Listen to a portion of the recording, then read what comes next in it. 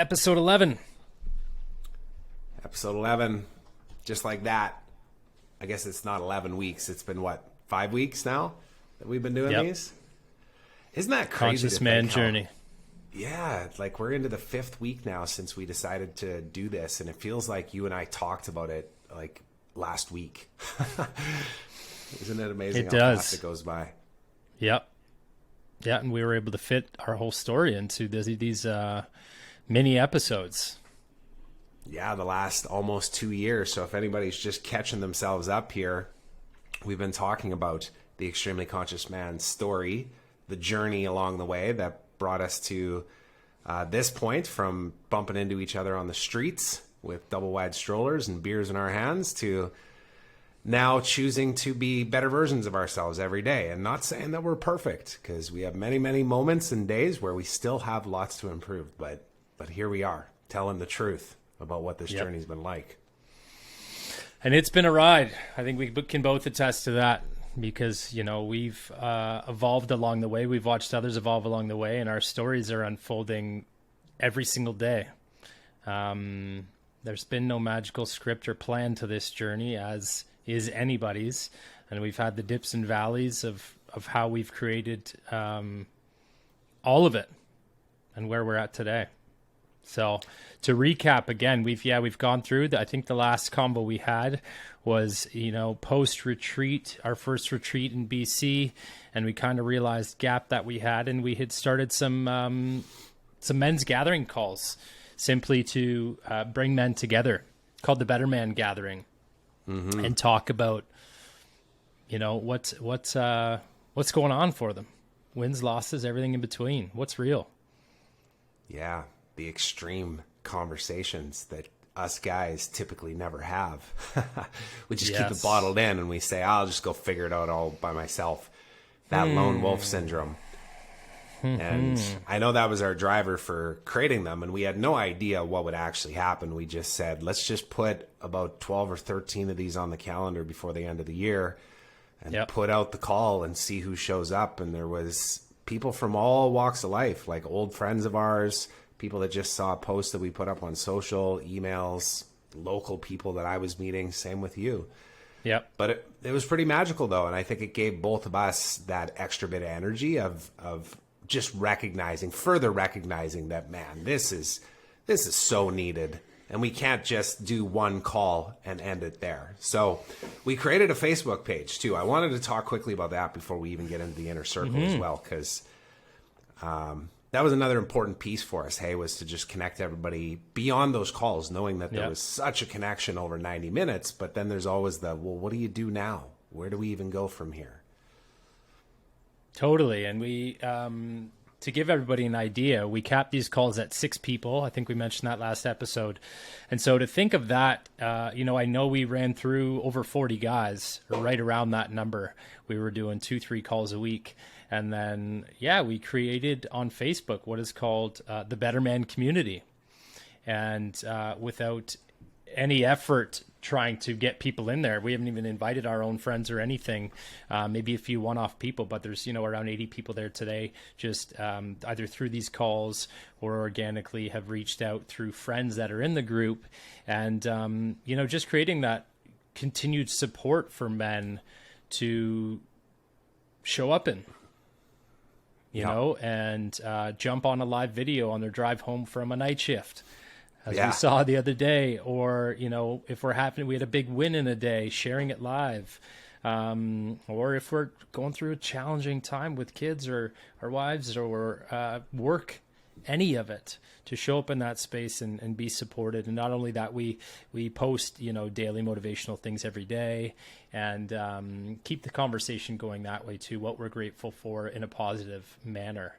And so it's been pretty cool to watch unfold, because I think what we see people reaching out on and actually leaning into is such a small fraction of what's actually going on. And we learned that this week with a friend of yours, Trev, that reached out to you and said, I want to hop on a call.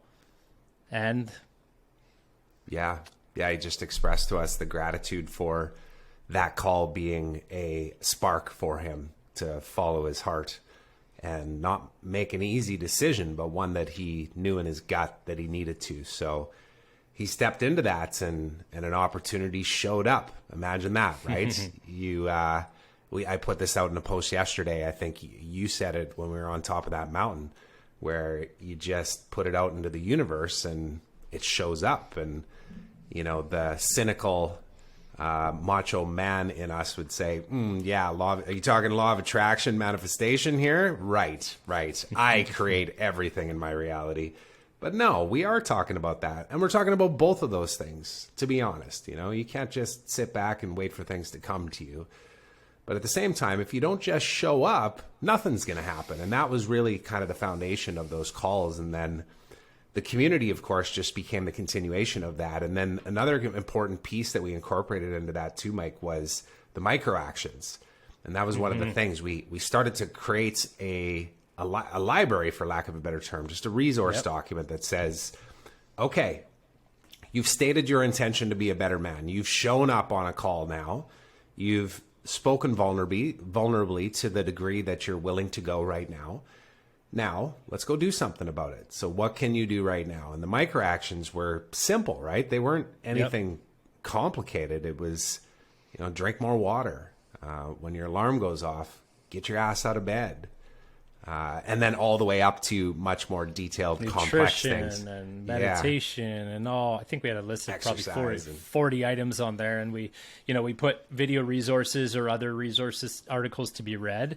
And it was really quite simple to, some foundational pieces, but to ground in them every day. And knowing that these little choices we make every single day compound and they influence the bigger picture. Right, by doing these little things every single day, it also breaks it down for us as humans. We tend to overcomplicate things, and we look always for that destination. But if we're focusing on one day at a time, not necessarily with the end in sight, the end arrives, the goal arrives, right? And it's just another stepping stone. Essentially, it's never a destination; it's just a landmark upon the journey, right? And that's how we get to those next thresholds. And achieve those things that we've always desired, but have always overcomplicated or overthought, or, just put the picture of the mountaintop on our wall and never created steps of how to get there. So many good quotes out there. They inspire me every single day. Why isn't my life changing? But yeah, man, and those micro actions, of course, we're always taking things to another level because we want to go and put this to practice. So you and I started to track. We put together a list of, I think we put together like 8 in the first month, and then we like tripled it the next month, and totally overboard.